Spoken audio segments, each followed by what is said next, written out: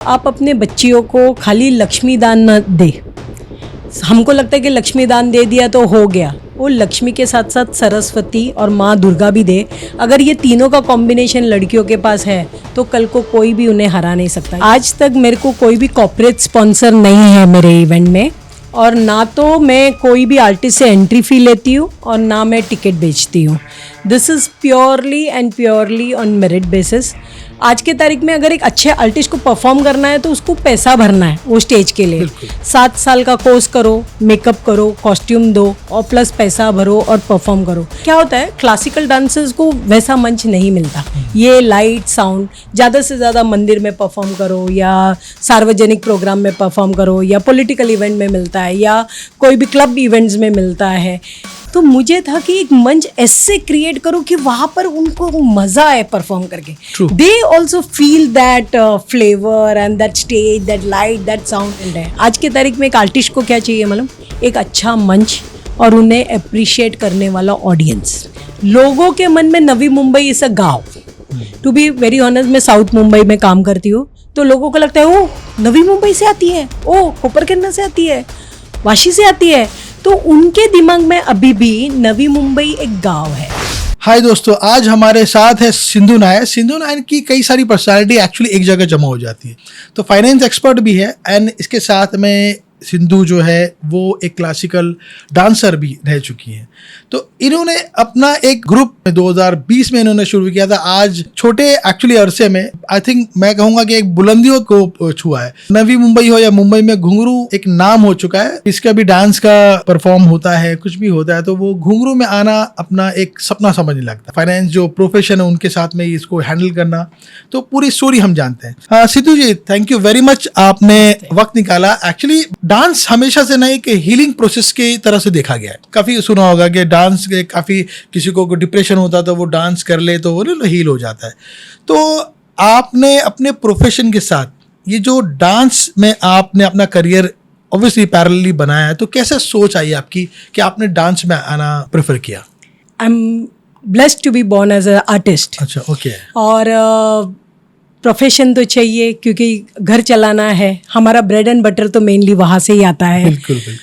पर ये जो घुंघरू स्टार्ट होने का मेन रीज़न है, ये मेरा एक शो नहीं है, ये मेरा इमोशंस है, ये मेरा प्यार है मेरे लाउड वंस के लिए।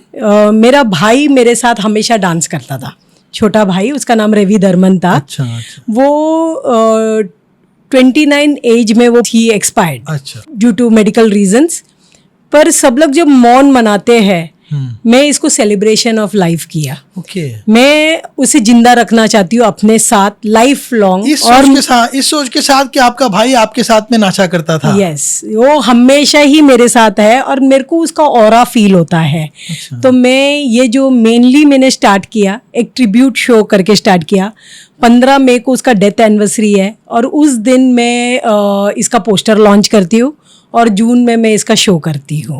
ओके। तो अभी ये मेरे छोटे भाई के लिए और मेरे हस्बैंड के लिए, दोनों के लिए ये एक ट्रिब्यूट शो बन गया है। अच्छा, ये जो नाम है घुंघरू, हाँ। ये कैसे आपके दिमाग में आया? एक्चुअली घुंघरू लाइक एक घुंघरू की जब आवाज सुनता तो आदमी वो एक धुनी में चला जाता है। एक्चुअली ये घुंघरू नाम का पूरा श्रेय मैं जो एकदम famous Kathak and Odissi exponent है अंकुर बलाल, मैं उनको दूंगी। क्योंकि अंकुर और मैं, हम लोग ICL कॉलेज में पढ़ते थे वाशी में, और हम लोग हर साल एनुअल डे में परफॉर्म करते थे। हम दोनों सेम गुरु PRC नायर के अंडर हम लोग का ट्रेनिंग हुआ है। और he knows me more as a dancer, पर अभी I have emerged more as a anchor and a event organizer। तो वो हमेशा बोलता था कि let people know वो डांसर सिंधु। तो वापस अपनी घुंघरू पहन ले, वापस अपनी घुंघरू पहन ले, हम लोग दोनों वापस नाचेंगे, तू वापस घुंघरू पहन ले। अभी ऑलमोस्ट 32 ईयर्स हो गया मैंने वापस घुंघरू नहीं पहना है। मीन्स हम दोनों साथ में परफॉर्म करते थे। तो मैं बोलती थी अरे तू ये घुंघरू घुंघरू घुंघरू बोलता है, ये मेरे कानों में बहुत गूंज रहा है। तो मैं बोला अगर मैं नहीं परफॉर्म कर पा रही हूँ आज के तारीख में, मैं एटलीस्ट आने वाली पीढ़ियों के लिए, आने वाले बच्चों के लिए एक मंच तैयार कर सकती हूँ। और ये जो नाम घुंघरू, ये अंकुर की देन है। अच्छा अच्छा, वेरी गुड। अच्छा सिंधु, ये बताइए कि आपका पहला शो भी उस वक्त हुआ था जब पूरी दुनिया पैंडेमिक थी। एक्चुअली मेरा शो हुआ उसके बाद पेंडेमिक स्टार्ट हुआ। मेरा शो हुआ था जनवरी 26 को। Okay. पहला शो हुआ था 2020 एट अर्बन हट बेलापुर, अच्छा। सिडको अर्बन हट, बिकॉज ऑफ मिस्टर नायर। उन्होंने मेरे को सपोर्ट किया था, जो अर्बन हट के मैनेजर थे। और वहाँ से मेरी शुरुआत हुई थी। उसके बाद पेंडेमिक हुआ, बट हमारा शो नहीं रुका। अभी this is the 6th year we did घुंगरू in 2026 with the blessings of the universe.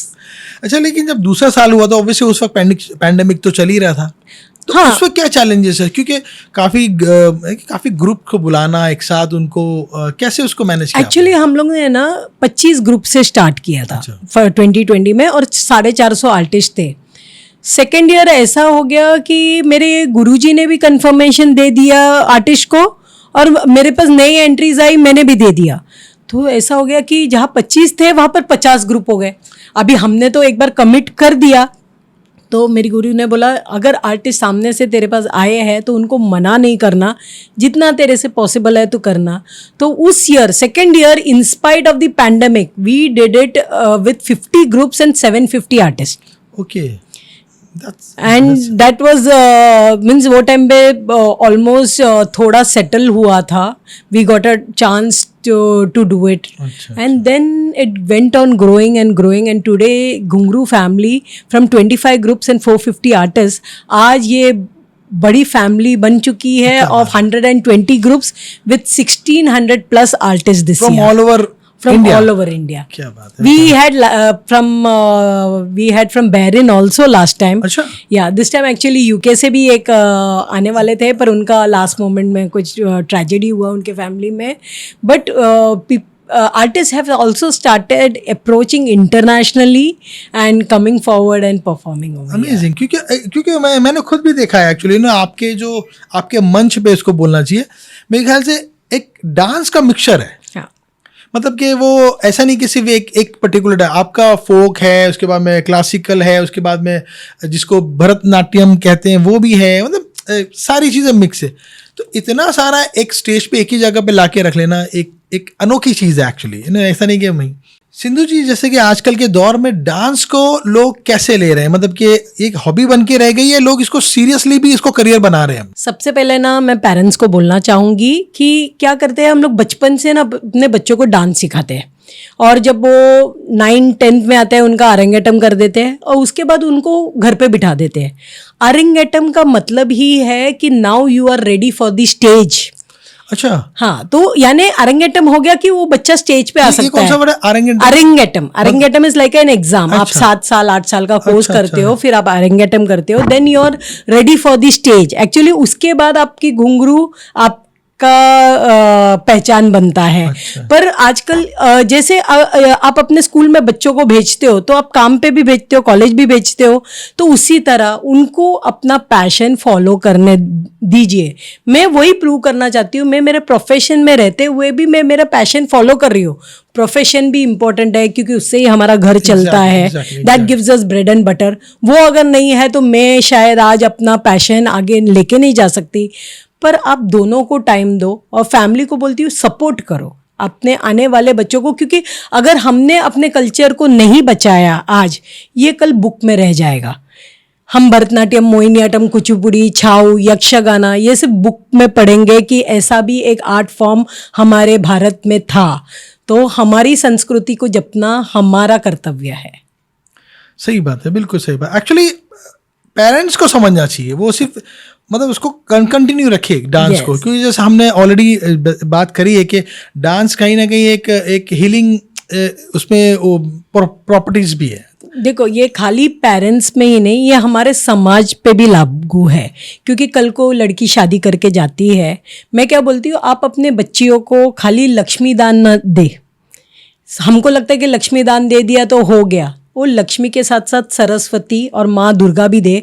अगर ये तीनों का कॉम्बिनेशन लड़कियों के पास है तो कल को कोई भी उन्हें हरा नहीं सकता। ये मैं मेरे मैडम से सीखा है और वो मेरे जहन में बैठ गया है कि अगर अपने बच्चों को पढ़ाना है तो लक्ष्मी, सरस्वती और दुर्गा तीनों का कॉम्बिनेशन दो तो वो किसी के सामने नहीं झुकेगी। सही बात है, बिल्कुल सही बात है, एग्जैक्टली। क्योंकि वो उसको कहीं ना कहीं आप अपनी बच्ची को एक इंडिपेंडेंट बना रहे हो। क्योंकि मैं इतने स्ट्रगल से मेरे लाइफ में गई हूँ, पर आज जस्ट बिकॉज मेरे पेरेंट्स ने मुझे ये आज दिया है एज अ ब्लेसिंग और भगवान ने ये मुझे ब्लेस किया है एज अ आर्टिस्ट, आज मैं वापस अपने पैरों पे खड़ी हूँ।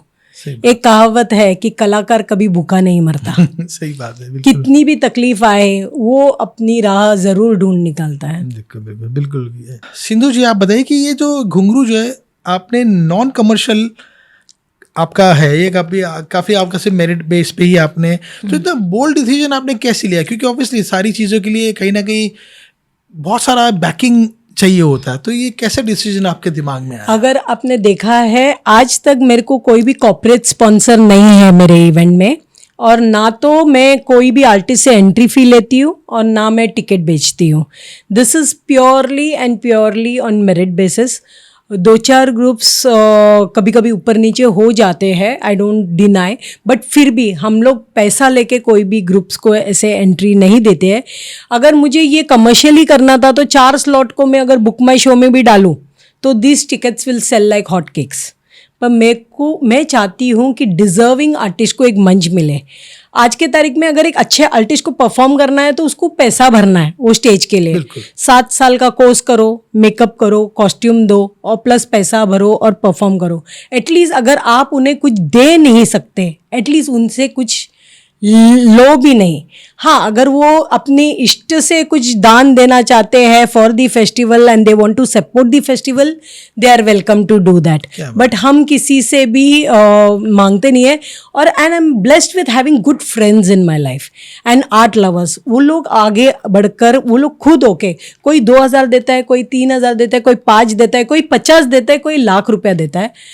सबके ब्लेसिंग से ही ये पूरा शो होता है। और टू बी वेरी ऑनेस्ट, जो देते भी है, जो खाना भी स्पॉन्सर करते हैं या पानी स्पॉन्सर करते हैं, चाय स्पॉन्सर करते हैं, वो इतना तक बोलते हैं कि हमारा नाम नहीं आना चाहिए। अच्छा। मैं अगर किसी को अनाउंस भी करूँ कि आप मंच पे आए, मैं आपको फेलिसिटेट करती हूँ, तो भी मेरे फ्रेंड्स आते नहीं हैं और वो यही बोलते हैं कि एक माता के भगत ने किया है। पूरी तरह दिल से करते हैं जो भी। It is a divine source that is making this festival happen. जब इवेंट स्टार्ट होता है मैं सोचती हूँ मेरे अकाउंट में तो पैसे ही नहीं है, मैं ये इवेंट कैसे करूंगी, but I don't know how it is happening. Sindhu Nair is just a name. ये चलाने वाला यूनिवर्स है, आर्ट लवर्स है, मेरे फ्रेंड्स हैं, मेरे फैमिली है, और जो भी आर्टिस्ट मेरे साथ जुड़े हुए हैं उनके सपोर्ट के बिना ये घुंघरू पॉसिबल नहीं है। I am telling again, Sindhu Nair is just a name. This is a festival of all the artist. नहीं, सही बात है। सिंधु नायर सिर्फ नाम है, लेकिन इस नाम के पीछे आपने बहुत सारी मेहनत डाली है, तब जाके नाम भी क्रिएट हुआ है।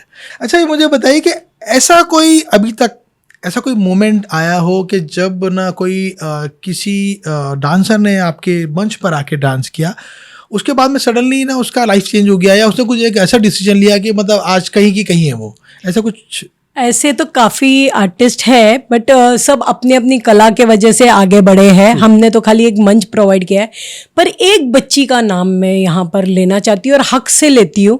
उसका नाम है दी फेमस, आज के तारीख में यक्षगाना एक्सपोनेंट अगर बॉम्बे में कोई है, दैट इज़ अंकिता नाइक।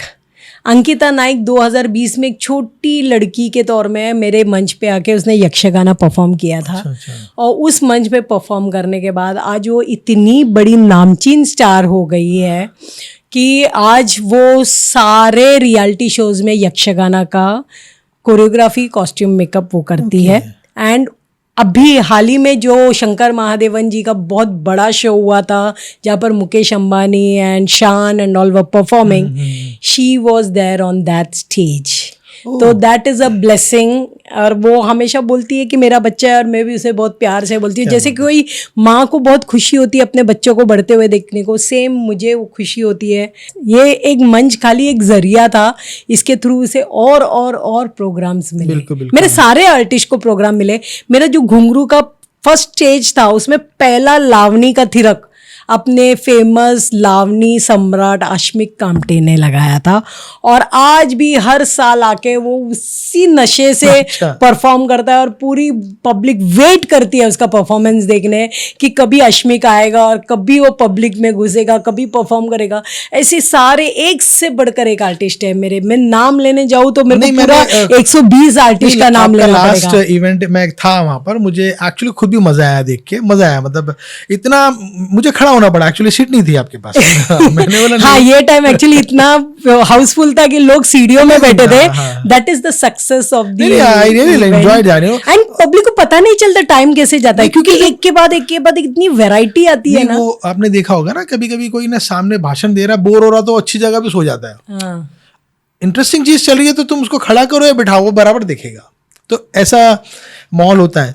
अच्छा सिंधु जी, आपने ना झलक दिखला जा और डांस रियलिटी शो जैसे dance India dance Jhalak Dikhhla जा में आप मेकअप आर्टिस्ट और एक कॉस्ट्यूम आर्टिस्ट भी रही हैं। Yes. तो ऑब्वियसली इतने बड़े बड़े शो आपने अटेंड किए, तो कहीं ना कहीं आपको वहाँ से कुछ एक्सपीरियंस मिला होगा कि इसको कैसे कंडक्ट करना, उसका हेल्प मिलता है आपको? एक्चुअली मेरा रियलिटी शो का जर्नी बोलेगा तो 2012 में जब DID सुपर मॉम्स आए थे, अच्छा। तो उसमें मैं एक्चुअली एक कंटेस्टेंट करके गई थी अच्छा। एज अ कथकली आर्टिस्ट, एक परफॉर्मेंस के लिए fusion, and I was selected but I couldn't continue क्योंकि जॉब का रिस्ट्रिक्शंस था। पर वही DID सुपर मॉम्स में जहाँ पर मैं कंटेस्टेंट करके गई थी, वहाँ पर मुझे मौका मिला as a choreographer to choreograph Shraddha and Shashwati for DID super moms. That was my first season. उसके बाद I have done 18 reality shows till now in dance India dance, Jhalak Dikhhla Jaa, Nach Baliye, super dancer, dance Deewane, you name it, and I was there. That is a blessing, and I'm still done it. Last I did was Dance Divane for Mukesh and Sargam. I've done for Raftar, the famous rapper. उनका costume makeup किया है। Siddharth Jadhav and तृप्ति का मैंने झलक में costume makeup किया है। Makeup costume and makeup का मेरा टीम रहा है। It's my team work, it's not only me.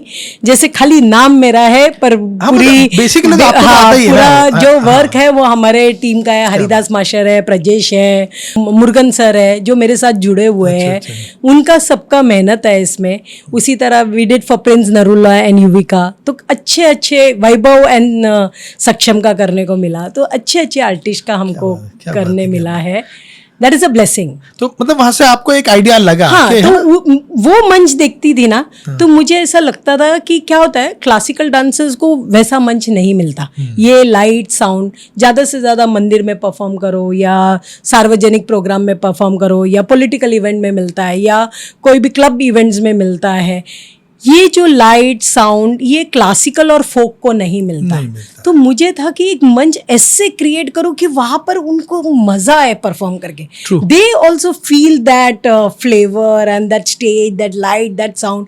मैं मेरे शो में भले मेरे पास कंट्रीब्यूशन आए ना आए, मैं ज़रा भी कॉम्प्रोमाइज़ नहीं करती। मेरे को जो चाहिए, मैं जो विजुअलाइज करती हूँ कि मेरे आर्टिस्ट को मुझे कैसे देखना है, मैं उसी तरह, उसी नज़रिए से देखती हूँ और उसी नज़रिए से प्रस्तुत करती हूँ। उसके लिए एल्स इवेंट, अल्पेश मुझे बहुत साथ देता है। बबलू सिंह है, वायलेट स्टूडियो जो मुझे साथ देता है, अमुदन है, ऐसे काफ़ी टीम है। इंद्रनील मुखर्जी है, वो अपने टीम के साथ आता है। तो ये बहुत लोगों की मेहनत है इसमें। नहीं, एग्जैक्टली, मतलब एक अच्छा प्रोडक्ट बनाने के लिए अच्छे लोगों का जुड़ना भी बहुत जरूरी है। तो इसीलिए वो अच्छा प्रोडक्ट बन के भी आता है। आप जब है ना दिल से करते हो ना, तो लोगों का जुड़ना होते जाता है। हमें खुद नहीं पता, जैसे वो फैमिली बड़ी होती जाती है। हाँ, सही बात है, सही बात है। अच्छा, जैसे कि क्लासिकल, फोक, वेस्टर्न, बॉलीवुड सब कुछ आपने एक स्टेज पे लाके रख दिया है, ठीक है। तो ये ऐसा डाइवर्सिटी जो डांस में देखा, ये कैसा आइडिया आपके दिमाग में भी आया? क्योंकि ऑब्वियसली ऐसा प्लेटफॉर्म शायद ही कहीं मैंने तो नहीं सुना कि सारे के सारे इतने वैरायटीज ऑफ डांस एक ही स्टेज पे। देखो, कैसा? क्लासिकल हो, वेस्टर्न हो, फोक हो या स्पेशली एबल्ड किड हो, डांसर डांसर होता है। ट्रू। वो भले कोई भी डांस प्रस्तुत करे, अगर वो एकदम अपनी डिग्निटी रख के और वो डांस को पूरा इज्जत दे के अगर वो प्रस्तुत करता है, तो उससे बड़ी बात क्या है। मैं हर डांसर को एक ही मंच देना चाहती हूँ। अगर आपने देखा है 4 साल के बच्चे से लेके 70 साल तक, ये टाइम जो सालसा किए थे ही वो 70 ईयर्स, अच्छा, ओके। तो उतने तक वो लोग सेम मंच पे एक साथ परफॉर्म करते हैं, पर किधर भी आपको डिफरेंस नहीं लगेगा। आप तोल नहीं सकोगे क्लासिकल, फोक और वेस्टर्न में। ये टाइम हाफ एन आवर हम लोग ने स्पेशली एबल्ड किड्स के लिए भी दिया था, क्योंकि वो उसके हर एक इंसान के अंदर एक डांसर है।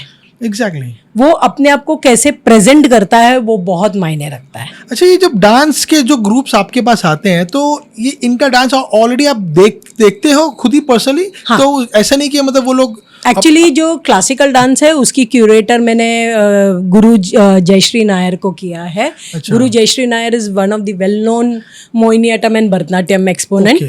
तो वो क्लासिकल का वो सिलेक्शन करती है, क्लासिकल डांसर्स का। फोक और वेस्टर्न का मैं उनको एंट्रीज देती हूँ। We select from video.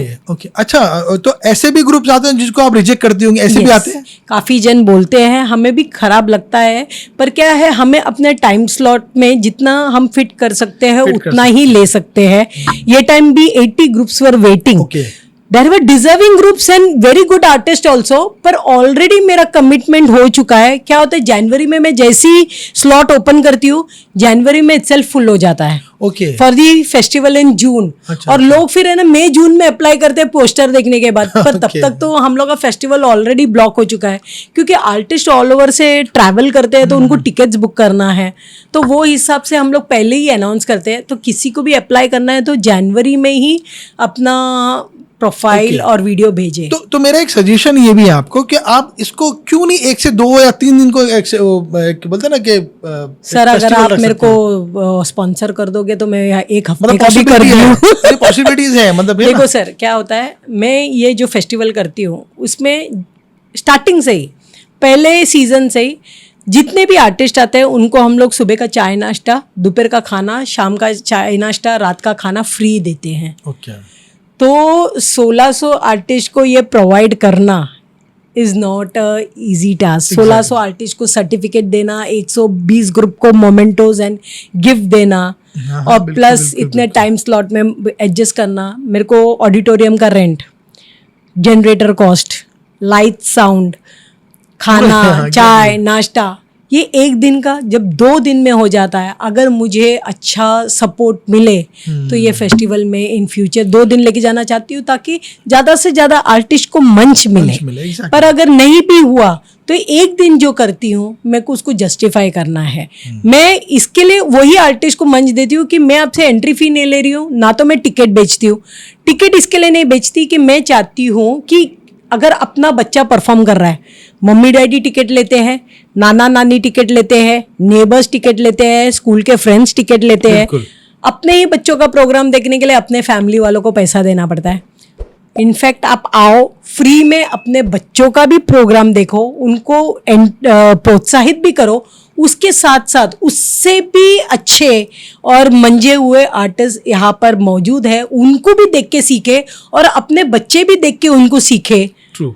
कोई अपने बच्चों को देख के सीखता है, कोई हम दूसरे बच्चों को देख के सीखते हैं। It's like a fish in a pond. अभी तक आप उधर तक ही थे, जब आप बाहर निकलते हो तो बाहर का मंच देख के आप अपने आप को अपग्रेड करते हो। True true. अभी आपने देखा है जो फर्स्ट घुंघरू में मेरे आर्टिस्ट परफॉर्म करते थे और वही आर्टिस्ट अभी इस मंच पे भी परफॉर्म करते हैं ना, उनका कॉस्ट्यूम, मेकअप, कोरियोग्राफी, प्रेजेंटेशन, मैं बोलती हूँ 90 डिग्रीज चेंज हो गए।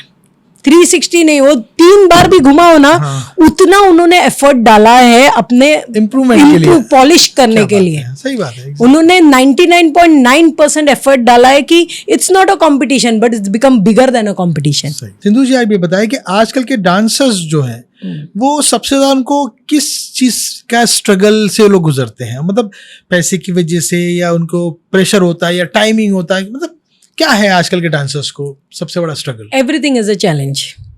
सबसे पहला time is a challenge, money is a challenge. आपको अच्छा कॉस्ट्यूम मेकअप करना है तो इट्स वेरी कॉस्टली। ओके, फिर ट्रैवलिंग इज अ चैलेंज। अगर आपको एक स्टेट से दूसरे स्टेट में जाके परफॉर्म करना है, it's a challenge. Stay is a challenge. Challenge तो सब जगह पे है, पर ये चैलेंज को आप कैसे ओवरकम करके आगे आते हो वो इम्पोर्टेंट है। आज के तारीख में एक आर्टिस्ट को क्या चाहिए मालूम? एक अच्छा मंच और उन्हें अप्रिशिएट करने वाला ऑडियंस। Exactly. पैसा तो बाद में बनता रहेगा. अगर if you are a good guru you can earn good students and that students will be your legacy.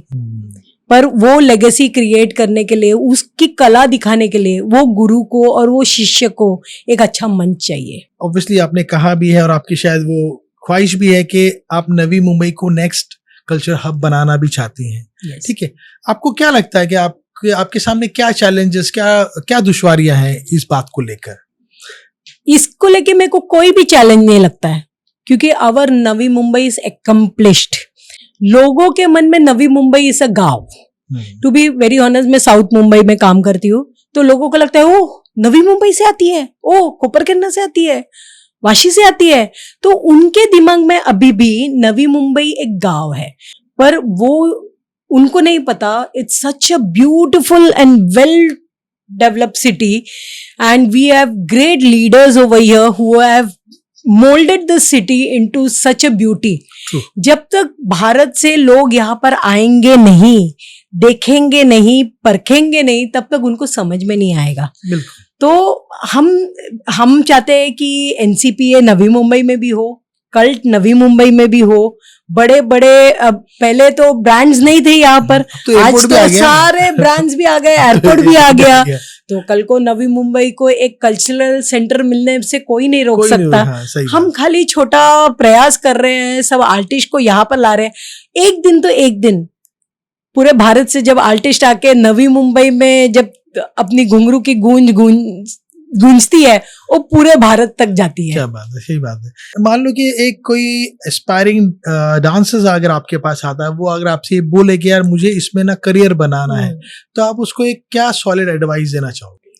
बहुत डेडिकेशन लगता है इसके लिए, बहुत डेडिकेशन. क्योंकि क्या होता है क्लासिकल में आप 3 साल 4 साल करने के बाद है ना थक जाते हो, फिर आप बैकअप करते हो. और दूसरा क्या होता है, आजकल अरंगेट्रम करने के लिए सबके पास पैसे नहीं होते. अच्छा. पढ़ तो लेते हैं 7 साल 8 साल, but arangetram, doing an arangetram solo और even with a group has become very costly.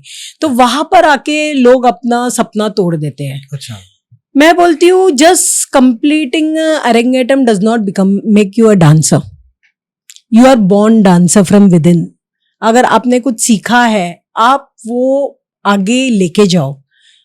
मैं खुद छोटे छोटे बच्चों को सिखाती थी अपने सोसाइटी में, गणपति में, नवरात्रि में, और उसमें जो खुशी मिलती है ना, वो जो प्यार है वो कोई पैसा हमको नहीं दे सकता.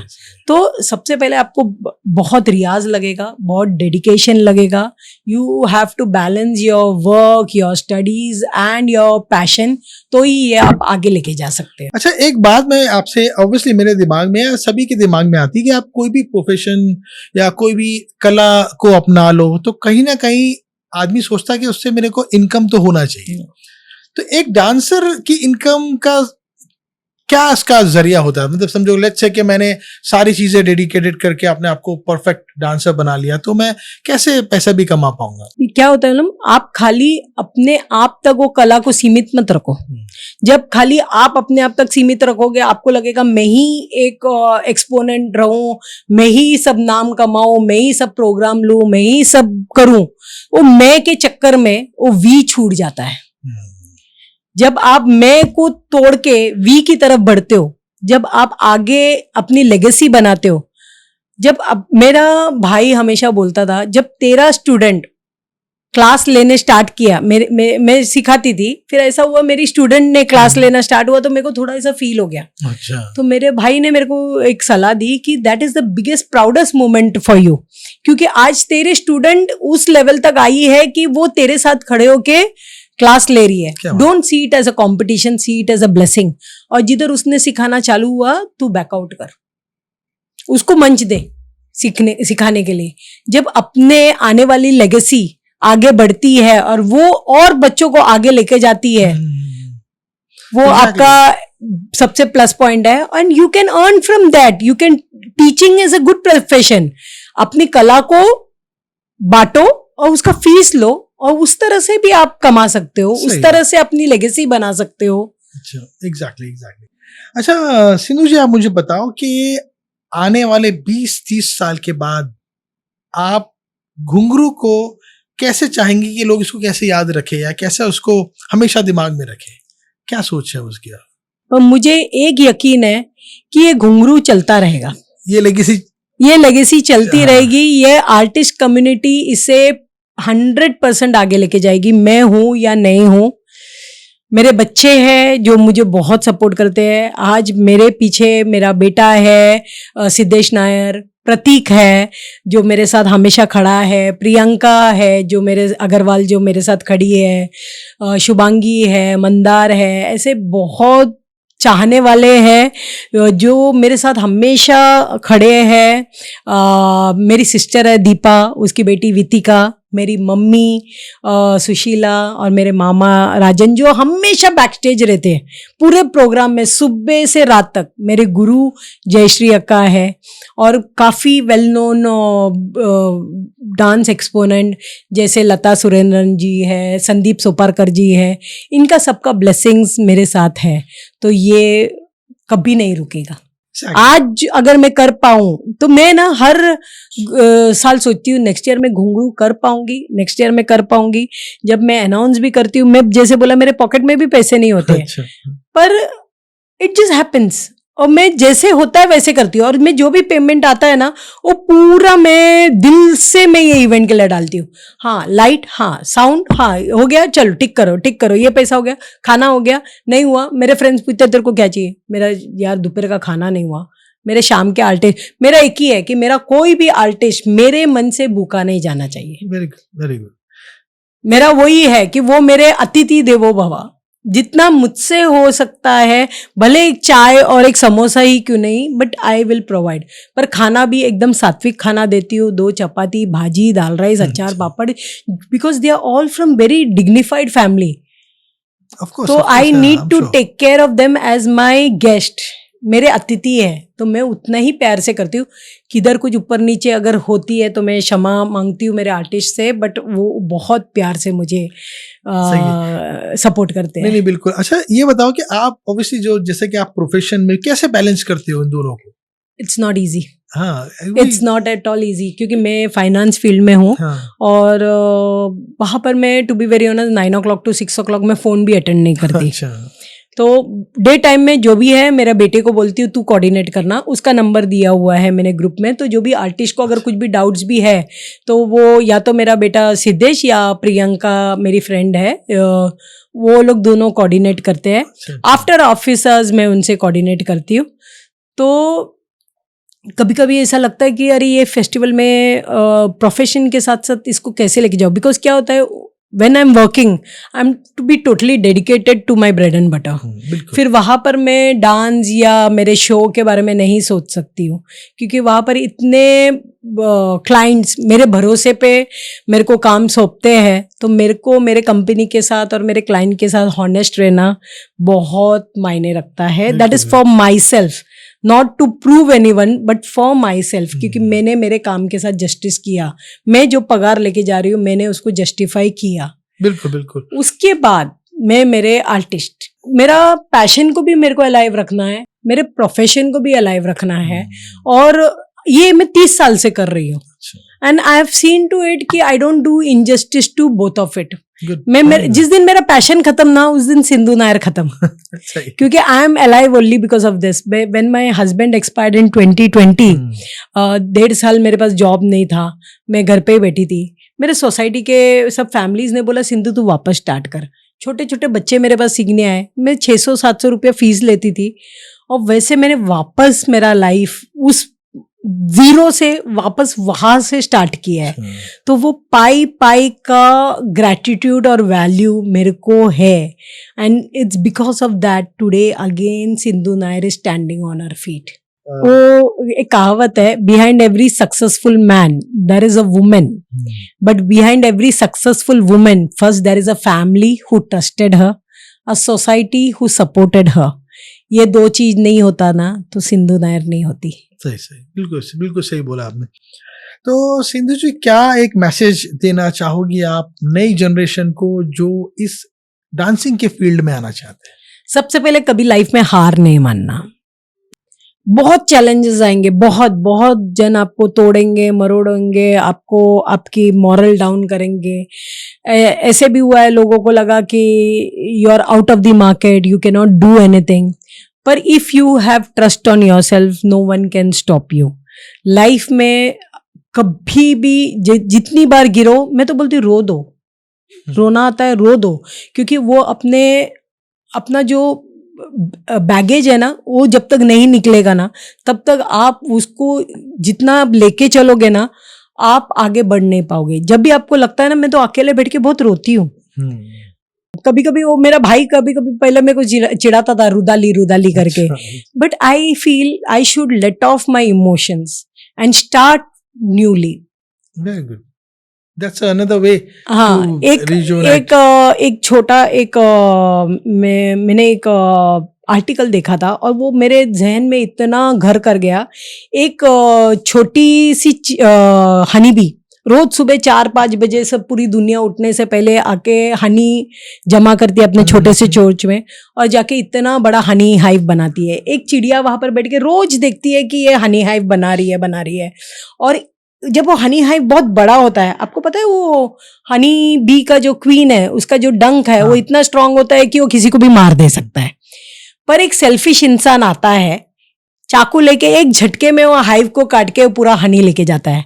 तो चिड़िया बोलती है, वो तेरे पास इतनी सब विद्या है, तू चाहिए तो एक झटके में वो बंदे को खत्म कर सकती थी, रोक सकती थी, पर तूने रोका नहीं और इतना बड़ा हाइव तोड़ के लेके गया, फिर भी तेरे आंख से एक आंसू नहीं निकला।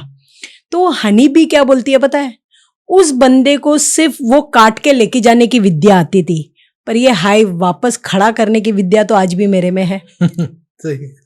तो सही। जब तक आपके पास टैलेंट है, जब तक आपके पास नॉलेज है, कोई आपको हरा नहीं सकता। सिंधु जी, बहुत अच्छा, आपने काफी सारे ज्ञान दिया और बहुत अच्छी अपनी स्ट्रगल जर्नी हमसे शेयर करी और बड़ा मजा आया सुनने के बाद कि एक मतलब हार ना मानते हुए आपने अकेले ही मतलब घुंघरू की आवाज दुनिया तक पहुंचा दी। तो ये थी हमारे साथ सिंधु नायर जी, जो आपने इनकी पूरी स्टोरी सुनी, कैसे इन्होंने सिंगल हैंडेडली इन्होंने घुंघरू को अपने पैरों से निकाल कर लोगों के कानों तक पहुंचा दिया। और हम उम्मीद करते हैं कि ये इसी तरह से और आगे प्रोग्रेस करे और इसमें दुनिया और भी जुड़े उनसे। तो उम्मीद है आपको ये पूरी कन्वर्सेशन में मजा आया होगा, अच्छा लगा होगा पूरी बात सुनती जी से। सिंधु जी, थैंक यू वेरी मच, आपका वक्त देने का। थैंक यू सो मच, आपने हमें बुलाया, इस काबिल समझा।